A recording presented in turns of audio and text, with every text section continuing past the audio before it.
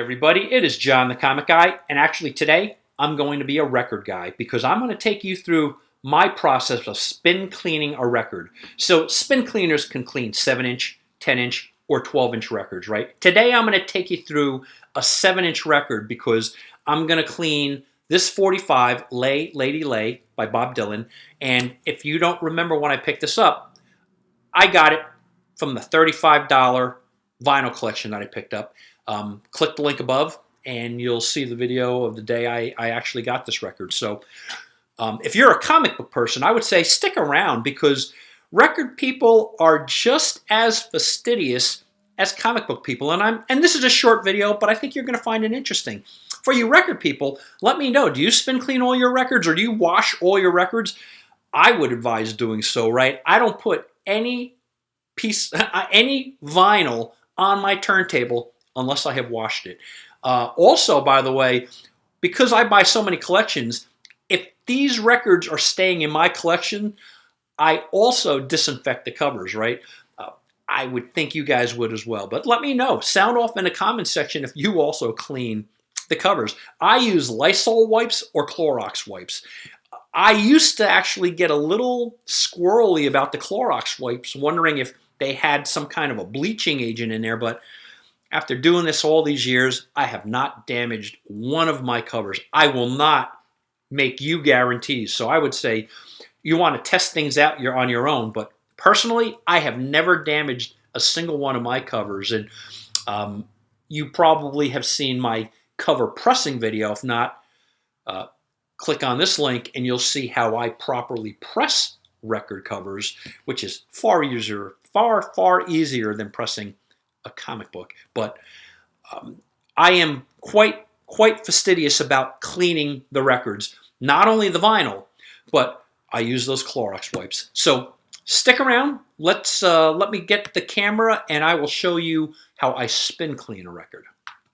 Okay, so now this is my spin cleaner. I ended up getting this Studebaker from eBay. I think it was like $19.99. I personally don't use high-end cleaning equipment.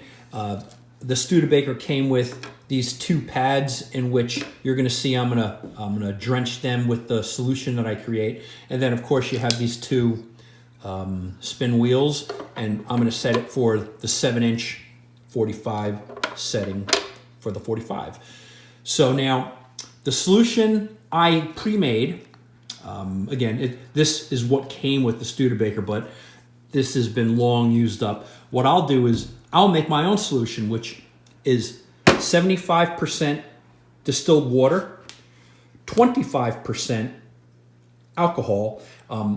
Some people use 70. I personally use whether I have 91% or 70%. I use it and I fill it up 25%. So a quarter of the solution is going to be alcohol. And then I'll put in a drop, especially with a little container I made here, I'll just put in 1 drop of Dawn liquid detergent. So of course have multiple microfiber cloths. So let me put this on a tripod and then I'm going to show you how I liberally squirt the liquid onto my 2 pads. So I put all that liquid into this little squirt bottle. I spray it liberally. So as you can see, I'm kind of drenching these pads. And again, that's enough. That is more than enough. These are really easy. I actually have a couple of spin cleaners. I have one in my bedroom. I keep this one in the basement. But so I literally just spin it like 5 times. You know, again, approximately. If I do it 10 times, no big deal. If I do it 4 times, no big deal. Then I spin it the other way. Again, it's all wet now. So I'm gonna flip it over. And again, you know, this is just because I'm OCD.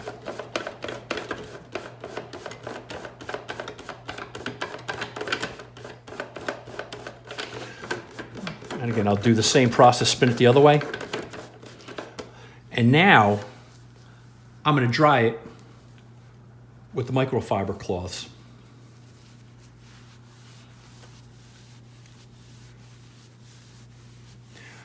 At this point, any dirt that might have accumulated in this record, it's pretty much going to be gone. If I need to do it again, I will, but I would say 99% of the times I clean it more than adequately by doing that little spin cleaner. So that's really my spin clean demonstration. Now that's all dry. I'm going to plop it in this generic sleeve, kind of like I do with comic books. With my records, I buy plastic sleeves for both my 33s and my 7-inch. And there you go. Lady Lay is ready to go on the turntable. So that concludes my video. If you record enthusiasts do not clean your records, is this encouraging you to clean them? I have to believe 95 to 99% of you are cleaning your records. If you are cleaning your records, what solution do you use? Again, you see, I'm not wasting a lot of resources. I squirt to clean the pads. I spin clean it. I add it. You know, every 2 or 3 records, I probably have to add some solution.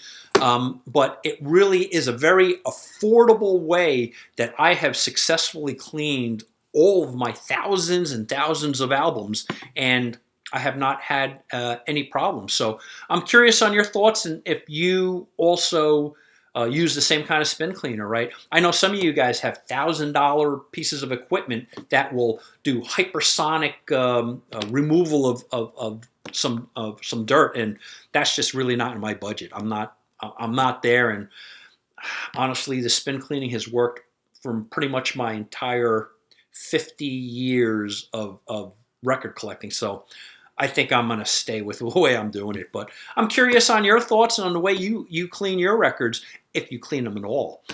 I'm actually curious to hear from you folks who don't bother cleaning your records. Again, I don't put a single dirty record on my turntable. It's just, I'm OCD. But let me know your thoughts, everybody. If you like this content, I would encourage you to please hit the subscribe button. I really appreciate your time, and I will see you soon. We will soon snuff out your meager resistance. You chose the wrong side, and now you will pay. The resistance prisoners. You have what I want. You know the location of the secret base, and I